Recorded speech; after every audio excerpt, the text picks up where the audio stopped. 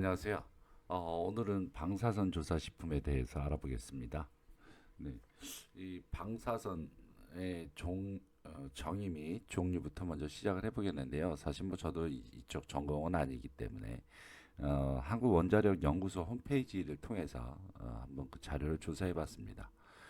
어, 이 조사라고 방금 제가 말씀을 드렸는데 그 조사와 이 조사하고는 또 다르죠. 네, 이것은 빛을 쏘인다라는 뜻입니다. 식품 조사.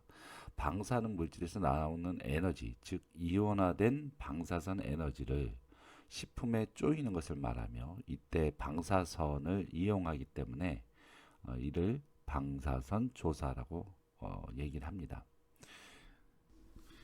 여러분이 식품화학 때 아마 배웠을 것 같은데요. 원자라고 하는 것은 그 안에 원자핵이라는 것이 있고 원자핵 속에는 양성자가 있고 그 다음에 중성자가 있죠. 예. 그리고 바깥 외곽에는 이제 전자가 이제 돌고 있어요. 예, 전자가. 전자의 수하고 양성자의 수는 서로 같고요. 그다음에 대부분의 질량은 양성자와 중성자의 질량이 원소의 질량이 되기죠. 원자의 질량이 되기도 합니다. 어, 그런데 이제 불안정한 상태의 원자들은 특정한 입자나 빛을 방출하면서 다시 안정된 그러한 상태로 되게 되는데요. 이때 이제 뭐 베타선, 알파선, 중성자선 이런 것들이 이제 외부로 방출하게 되는 것이죠. 뭐 예를 들어서 불안정한 상태의 우라늄 같은 경우에는 안정한 상태의 원소가 되기 위해서 이제 핵분열을 일으키고 열 에너지와 중성자를 방출하게 됩니다. 이 열 에너지와 중성자가 바로 방사선이고 이로 인해서 원자력 시설에서는 방사선이 이제 존재하게 됩니다. 방사선은 눈에 보이지도 않고 냄새를 맡을 수도 맛볼 수도 없고 또한 그 종류도 굉장히 다양합니다. 하지만 크게는 입자의 형태나 빛이나 전자의 그 파형에 따라서 구분할 수가 있는데요. 입자 형태의 그러한 어, 방사선으로서는 알파선, 베타선, 중성자선 이런 것들이 있고 빛이나 전파로 존재하는 방사선으로는 감마선, 뭐 그리고 X선 이런 것들이 전자기파에 의한 분류라고 할 수가 있겠습니다. 여기에서 보면은 알파선은 헬륨 원자핵의 흐름으로서 나타나는 것이고 이것은 종이 한 장으로도 막을 수가 있는데 이 선의 종류와 뭐 파형의 종류에 따라 이것을 이제 통과할 수 있는 것과 통과할 수 없는 것을 이제 나눠질 수가 있겠죠.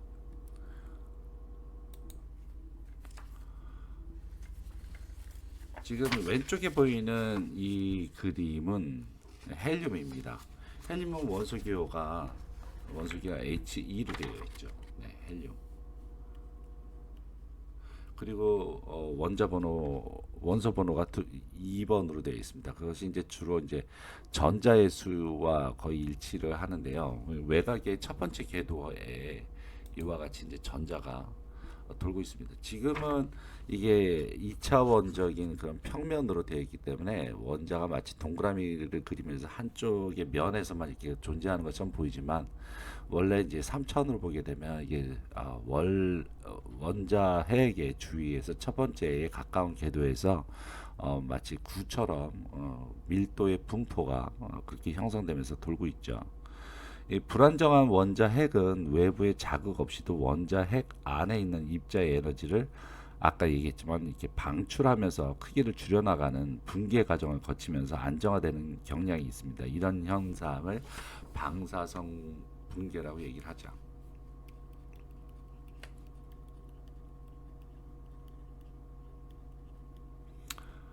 어, 왜 이러한 일이 일어나게 되냐면은 보통 원자 핵은 여기에 보시게 되면 이 양성자 그다음에 여기 있는 것이 이제 같은 수의 이제 또 중성자가 이제 존재를 하게 되는데 얘네들은 그 핵력이라고 하는 아주 강한 힘으로 단단히 결합이 되어 있습니다. 이런 원자 핵은 안전된 상태를 유지한다고 말할 수가 있겠죠. 하지만 라듐이나 토륨과 같이 이제 양성자 그러니까 그 원소의 그 원자 번호가 점점 이제 많이 커지게 되면은 양성자 수가 많아져요. 그럼 양성자 수도 많아지고 중성자 수도 굉장히 많아지겠죠. 이런 원자핵의 경우에는 상태가 불안정해지기 쉽습니다. 즉 양성자가 서로 많아지다 보니 얘네들이 서로 간에 밀치는 힘이 생기게 되는 거죠. 밀치는 힘이 강하게 작용하기 때문에 이 원자핵이 불안하게 이제 불안정하게 되는데 결국 이 원자핵이 불안정하다는 얘기는 양성자와 중성자가 서로 결합하는 힘이 약해졌다는 것이라기보다도 양성자가 서로 밀어내는 힘이 강해지기 때문에 일어난 일입니다. 이로 인해서 방사선 분계가 발생하게 되고 분계가 거듭되면 원자핵이 처음에 갖고 있었던 방사능의 양은 점점 이제 줄어들게 되겠죠. 이와 같이 이제 점점 떨어져 나가면서 양이 이제 점점 줄어드는데 이러한 기간을 여러분도 들어봤겠지만 반감기라고 얘기합니다. 반감기는 반으로 줄어들 때까지 걸리는 시간이란 뜻입니다. 반감기는 방사성 물질이 미치는 영향이나 위험성을 알아볼 수 있는 그러한 척도 중에 하나라고 할 수가 있겠죠. 반감기가 짧다. 이런 것은 안정된 핵종 그러니까 이 안정화된 그런 원소로 가는 그 기간이 짧다란 얘기죠. 이 보시게 되면은 방사선 요오드, 방사선 세슘, 방사선 스트론튬, 플루토늄의 물리적 반감기를 보면 이와 같이 조사가 되는데요. 여기에서 이제 생물학적 반감기라고 하는 것이 있습니다. 이 생물학적 반감기는 몸 안으로 들어온 방사성 물질이 여기에서 이제 소화나 배설의 작용으로 몸 바깥으로 빠져나가면서 방사능이 절반으로 줄어들기까지의 그러한 걸리는 시간입니다. 이 방사성 세슘의 경우에 물리적 반감기가 약 30년이지만 생물학적 반감기는 109일입니다. 이처럼 물리적 반감기와 생물학적 반감기는 다르게 나타나기 때문에 두 가지를 모두 고려해서 우리 몸에 실제로 미치는 영향을 나타내는 수치로 유효 반감기를 사용합니다. 유효 반감기는 물리적 반감기와 생물학적 반감기보다 짧은 경우가 더 많습니다.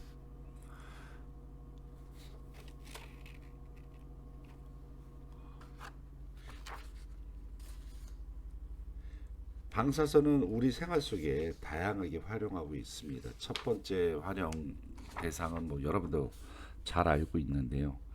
병원에 가면 그 X선 검사라든지 CT 뭐 이런 장비를 볼 수가 있습니다. 이런 기술이 모두 방사선을 이용한 것이죠. 이런 물질이 결국은 차단을 할 수 있는 이런 그 방사선을 차단할 수 있는 물질과 차단할 수 없는 물질이 있다 그랬었는데 우리의 몸 같은 경우에는 방사선이 이렇게 들어왔었을 때 이것을 차단할 수가 없습니다. 그래서 이것이 어떤 강도 조절을 통해서 우리 내부의 장기를 이제 그러니까 시각화 시킬 수 있는 기능을 이용을 하는 것이죠. 그래서 순전히 질병을 찾고 뭐 아니면은 뭐 PT 같은 그러한 기술을 통해서 뭐 암세포만을 선택적으로 뭐 본다든지 뭐 그래서 이제 치료를 하는 등 방사선은 이렇게 이와 같이 의료 분야에서 다양하게 사용하고 있고요. 또 두 번째는 이제 농업입니다. 농업 같은 경우에서도 사용하고 있는데요. 뭐 방사선을 이용해서 뭐 돌연변이 육종을 하는 그런 활용 분야가 아무래도 대표적인 부분입니다. 방사성 돌연변이 육종이라고 하는 것은 식물의 종자나 묘목에 방사선을 쪼였었을 때 일어나는 돌연변이 과정을 이용해서 품종을 개량한다든가 새로운 품종을 만들어내는 그런 기술입니다. 자연 상태에서는 극히 드물게 일어나는 그러한 돌연변이 빈도를 자꾸 이렇게 높여서 육종을 새롭게 개발하는 것인데요. 이게 이 비슷한 것이 이제 GMO라고 하는 기술이 있죠. 예. 이게 유전자 변형 기술이라고 하는데 이 유전자 변형 기술은 유전자를 인위적으로 집어넣는 것이죠. 이런 것보다는 더 안전한 그런 기술이라고 보고 있습니다.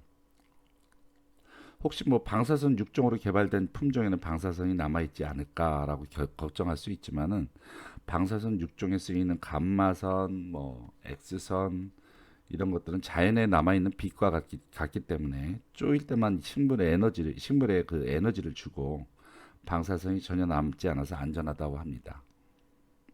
뭐 세 번째 여기 같은 경우에는 비파괴 검사입니다. 이 비파괴라고 하는 것은 파괴를 하지 않는다는 얘기죠. 그러고 내부를 들여다볼 수가 있다는 얘기입니다. 그래서 비파괴 검사는 그 금속 등의 불투명한 물체를 부수지 않고 내부를 검사를 하기 때문에 건축이라든지 토목 같은 데서 내부 시설의 안전성이라든지 그런 것을 면밀히 바라볼 수 있는, 면밀히 이렇게 모니터링할 수 있는 도구로도 쓰일 수 있고요. 근데 제가 이제 말씀하고자 하는 것은 이제 여기 네 번째에 해당되는 식품의 방사선 조사를 통해서 보는 것입니다. 그래서 뭐 이제 발화나 육종 개발보다도 발화 억제라든지 아니면은 해충을 죽인다든지 미생물을 살균한다든지 이런 쪽으로 해서 저장성을 높이는 그러한 기술에 활용되는 것을 이제 주로 말씀을 드리려고 합니다.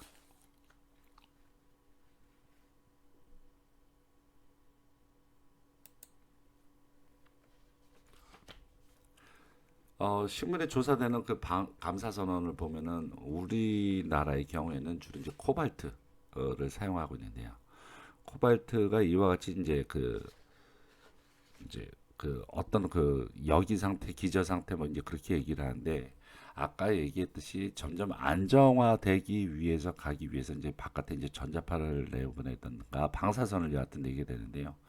이와 같이 코발트 60에서 28로 가게 되면서 전자가 나온다든지 뭐 감마 포톤이 나온다든지 이런 식으로 해서 감마 선언이 이제 방출하게 됩니다. 이 방사선의 단위도 역시 이제 있는데 뭐 여러 가지 것이 있더라고요. 그런데 이제 주로 많이 쓰이는 것은 이제 그레이하고 베크레를 많이 씁니다. 그래서 두 가지 정도는 알고 계시는 것이 좋을 것 같고요. 이 그레이라고 하는 것은 1그레이는 1kg의 식품이 방사선에 조사될 때 1줄이라고 하는 이것은 에너지의 단위나 마찬가지예요. 1줄의 에너지가 흡수되는 것과 같은 양의 에너지를 그레이라고 합니다. 그리고 레드라고 하는 것은 radiation absorbed dose라고 해서 물질 1g당 100에르그 에너지의 흡수선량을 의미하고요. 그 다음에 베크렐은 1베크렐은 초당 한 개의 원자가 변환 또는 붕괴되는 방사선 물질의 양을 1베크렐 그렇게 얘기합니다.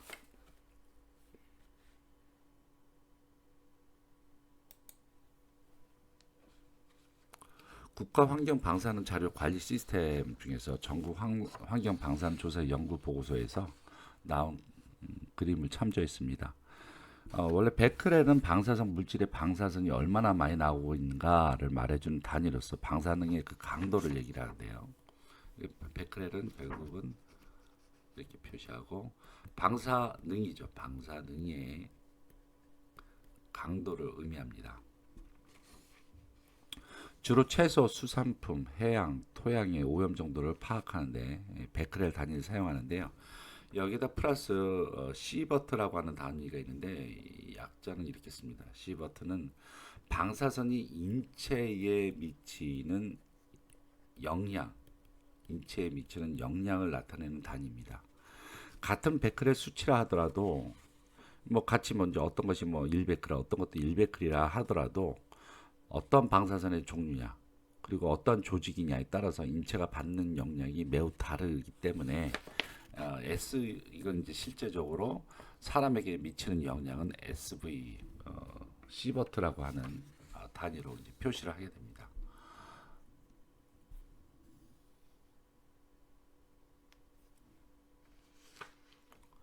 네, 아까 얘기했듯이 시보트란 방사선의 인체에 미치는 영향의 정도를 나타내는 것인데요. 이 방사선이 일반적으로 사람의 몸에 어, 가장 많은 영향을 미치는 그런 부위를 보시게 되면은 이제 생식선이 가장 많고요. 그 다음이 골수, 골수죠, 골수. 척수를 달리고 있는 골수. 그 다음에 대장, 그 다음에 폐, 그 다음에 위, 이러한 순이고, 그 다음에 간,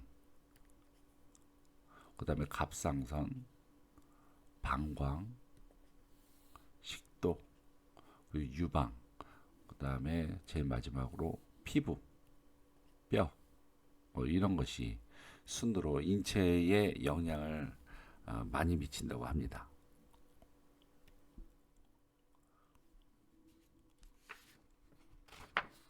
네. 자, 이렇게 이제 방사선이란 무엇인가, 그리고 방사선이 어떠한 그런 단위를 갖고 있고, 또 인체에 어떠한 영향을 미치는가, 뭐 이런 것을 봤습니다. 이번에 이제 식품으로 돌아오겠습니다. 그래서 식품조사, Food Irradiation이라고 하는 그런 처리, 주로 이것은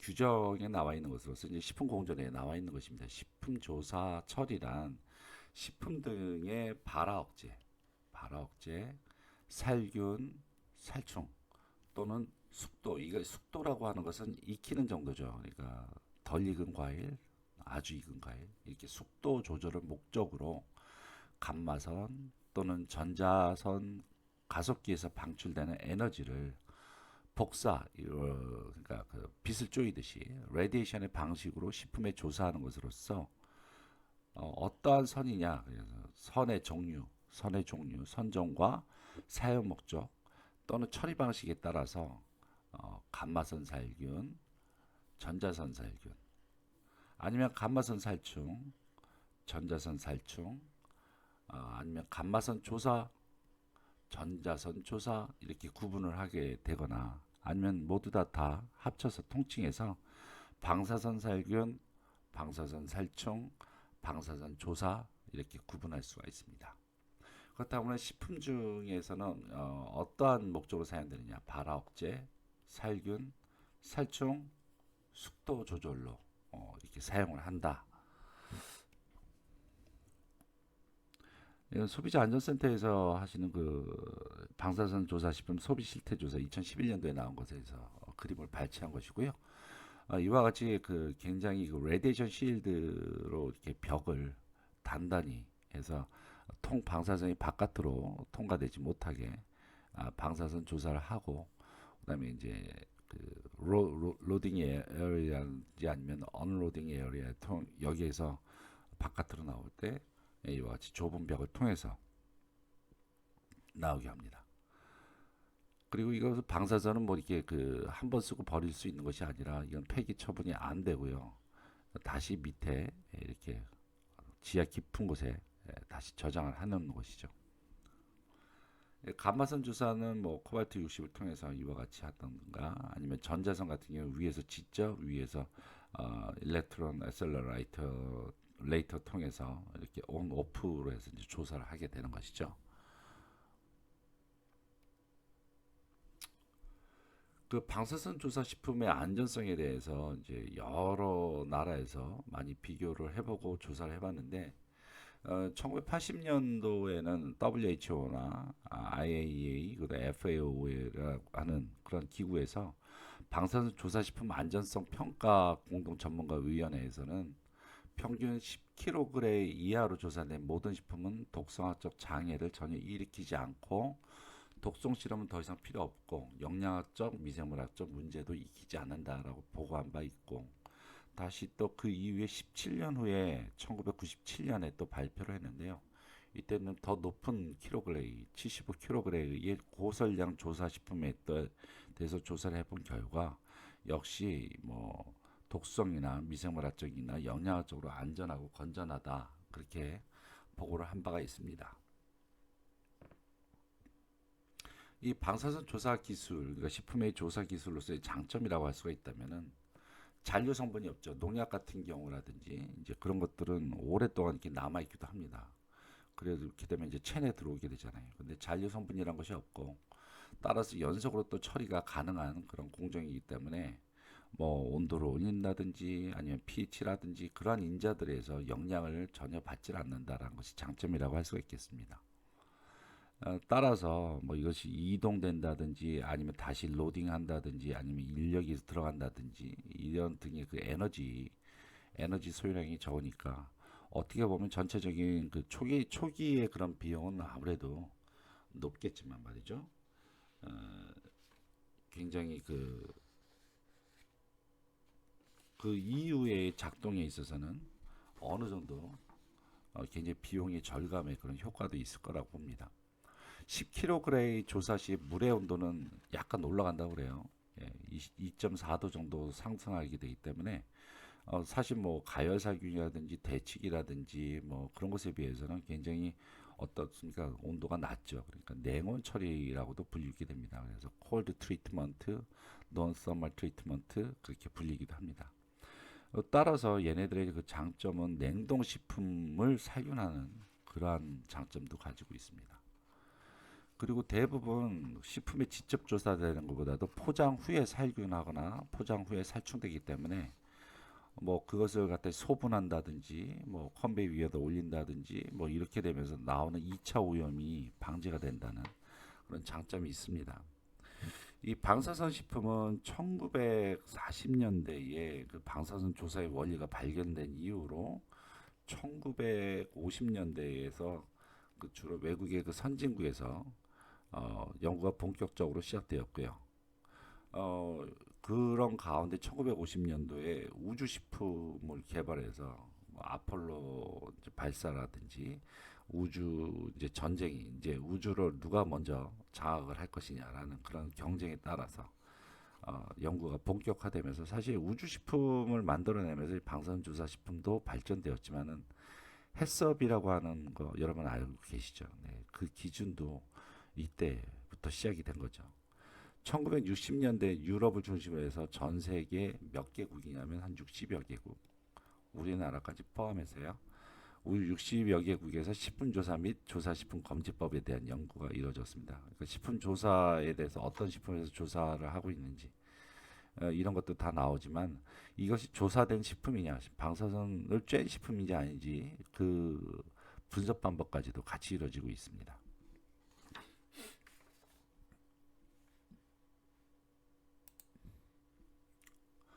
세계적으로 이용되고 있는 방사선 조사식품 보면 발화 발근을 억제하기 위해서 0.05에서부터 0.15kg 사용하고 있고 감자, 양파, 고구마, 마늘, 생강 등에 사용되고 있습니다.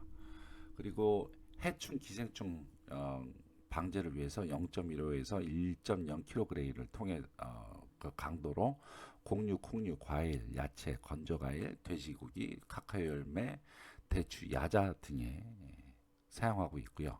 숙도 조절을 위해서 바나나나 파파야, 망고에 0.5에서 2kg, 저장 수명을 연장하기 위해서 수산물, 축유 가공품, 과채 같은 데 사용하고 있고요. 병원균, 살균, 그리고 완전 살균을 위해서 1.0부터 50kg에서 다양한 식품에 이렇게 사용하고 있습니다.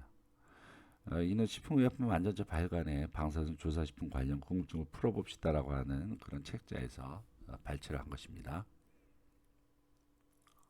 자, 그럼 우리나라의 조사식품의 허가 현황인데요. 품목을 이게 지금 요 순서는요. 이게 그 허가가 난 그 시대별 순서를 나타낸 겁니다. 그래서 오래 위에 있는 것일수록 오래된 것이고요. 감자, 양파, 마늘의 발화, 발근 억제, 밤, 버섯, 요렇게 발근 억제를 통해서 3.15에서 3.25까지 허가 설량을 냈고요. 그 다음에 살균, 살충을 통해서 굉장히 많이 냈는데요. 뭐 건조, 식욕, 및 어패류 분말, 된장, 고추장, 간장, 전분, 조미식품 전분, 그리고 건조 채소, 건조 향신료, 아니면 또 이들을 이용한 조제품, 효소 식품, 알로에 분말, 그다음에 인삼 제품, 2차 살균이 필요한 환자식을 통해서 이와 같이 다양한 선량으로 해서 허가를 냈습니다. 그리고 난분, 계란의 분말이죠. 를 살균하는 목적으로. 그다음에 가공식품 제조 원료용 곡류, 두류, 그 분말, 조리식품, 복합조미식품 뭐 이렇게 해서 요거 소스 요 침출차는 요거 10 정도 되는 거죠. 그래서 대부분 보게 되면 10kg의 이하로 지금 허가가 되었고요. 대부분 보시게 되면 약간 좀 열에 민감한 것들 있죠. 남분 같은 경우에는 열을 잘못 쏘이게 되면 색깔이 변한다든가 뭐 그럴 수가 있고 아니면 당이 많으면은 이 열을 가하게 되면 늘어붙는다든가 뭐 여러 가지 품질적인 부분들이 있고 그런 것들을 대상으로 해서 이제 식품이 한 26종에 대해서 방사선 조사를 어, 허가를 하고 있고요. 그 허가 선량을 어, 구분 지어주고 있습니다. 국내에서 사용 가능한 방사선의 선언은 이거 60인 것 같은데 코발트 감마 선언을 사용하고 있습니다. 코발트 감마 선언을 허가하고 있고요. 식품 공존에서 발화 억제, 살충, 살균 및 숙도 조절의 목적으로 식품에 허가된 선량 예의 방사선으로 조사하도록 규정하고 있습니다. 그래서 코발트 60 감마 선언 그리고 발화 억제, 살균, 숙도 조절 목적으로 허가를 하고 있습니다. 네, 뭐 다시 정리를 하자 그러면은 뭐 식품 안전 나라의 그 자료인데요. 어, 원래는 포자 형성균이나 포자 바이러스 같은 거 죽이려면 20kg이나 30kg까지 이제 가야 되는데 우리나라에서는 이와 같이 10kg 밑으로 해서 무포자 형성균, 대장균, 해충 뭐 이런 것을 대상으로 해서 10kg 이하로 허가를 하고 있다. 그래서 26종이다. 네, 이렇게 알고 계시면 될 것 같습니다. 자, 그럼 방사선 조사 식품의 표시입니다. 이와 같이 표시를 하고 있는데 이것이 이제 그 어떤 선원 그러니까 그 소스죠. 빛의 소스. 그다음에 이것이 뭐 방사선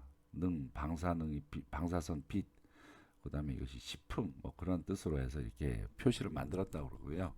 이것은 우리나라만의 표시가 아니라 국제식품규격위원회 코덱스에서 방사선 조사 식품은 조사 처리 뭐 그렇게 문구를 표시하거나 아니면 마크를 표시하도록 규정하고 있습니다. 그래서 우리도 따르고 있고요. 마크는 비연속된 원안의 입모양을 포함하고 있고요. 우리나라는 식품위생법에 의해서 식품 표시 기준에 따라 방사선 조사된 식품에는 포장 또는 용기에 직경 5cm 그러니까 직경 5cm 반경이 아니라 직경이죠. 이게 5cm 크기로 조사 마크를 표시하도록 규정하고 있습니다. 실제적으로 이제 방사선 조사가 된 식품이냐 아니냐를 이제 조사하는 분석하는 기술이 점점 발전하고 있기 때문에 방사선 조사 식품인지 아닌지 검지 능력 이것을 갖다 분석하는 걸 검지 능력이라고 얘기를 하는데 예, 이 능력이 점점 발달되고 있습니다. 그러면서 이제 지금 이제 문제가 되는 것 중에 하나가 외국에서 수입한 재료로 완제품을 만든 가공식품들이 있어요. 근데 외국에서 수입한 제품이 방사능 처리가 되어 있는지를 확인을 못하고 수입하는 그런 수입업자들이 좀 있습니다. 그래서 이러한 부분들 잘 모르기 때문에 최종 제품은 방사능 조사 식품을 안 나갔으나 재료가 방사능 조사 식품을 섞기 때문에 방사능 조사 식품이라고 마크를 찍혀야 되죠. 어, 근데 물론 이제 뭐 의도적으로 안 알고서도 그렇게 했는지 모르고 그렇게 했는지 모르겠지만 가끔가다 이제 그러한 것들이 이제 부적합으로 발각되기도 한다고 합니다. 근데 일단은 많은 분들이 방사선 조사 식품에 대해서 많은 걱정을 하고 있는데요. 예, 이것이 사실은 두 가지의 의미에서 서로 혼동하고 있기 때문에 아닌가. 그러니까 방사선 조사 식품은 보온성과 위생 품질 향상을 위해서 인위적으로 방사선을 쬐인 겁니다. 그러니까 안정한 그러한 도수 안에서 목적과 의도를 갖고서 하고 있는 것이고 방사능 오염식품이라고 하는 것은 핵 반응기 누출 사고 또는 핵 실험에 의해서 발생된 방사능 물질에 의해서 비의도적으로 그냥 오염돼 버린 식품입니다. 그렇기 때문에 선량이라는 것이 무엇인지 잘 모르겠고 방사성이 아주 다양하게 나오니까요. 그리고 방사능에 어느 정도의 도수가 이 안에 들어가 있는지 이런 것도 잘 모르는 상태이기 때문에 이 방사선 조사식품을 마치 방사능 오염식품으로 착각해서 생기는 오해들에 많은 분들이 방사능 조사식품에 대해서 아직까지 꺼려하거나 걱정하는 부분들이 많으신 것 같습니다. 사실은 뭐 인류에 있어서 방사선이 뭐 주는 효과는 여러 가지로 있지만 이제 그것에 대한 어떤 그 폐기물이라든지 그런 부분들이 아직까지도 그 기술적으로 완벽한 기술이 구현되지 못하기 때문에 굉장히 문제가 많다고 그런 부분은 문제가 많다고 하지만 방사선 조사 식품에 있어서의 안전성에 있어서는 홍보를 더하지 않으면 이제 사람들이 오염 식품과 계속 혼동돼서 생각을 하고 있기 때문에 사실은 이제 그 방사선 조사 식품은 굉장히 그 안전한 그런 기준 하에서 운영되고 있다는 것을 말씀드리겠습니다.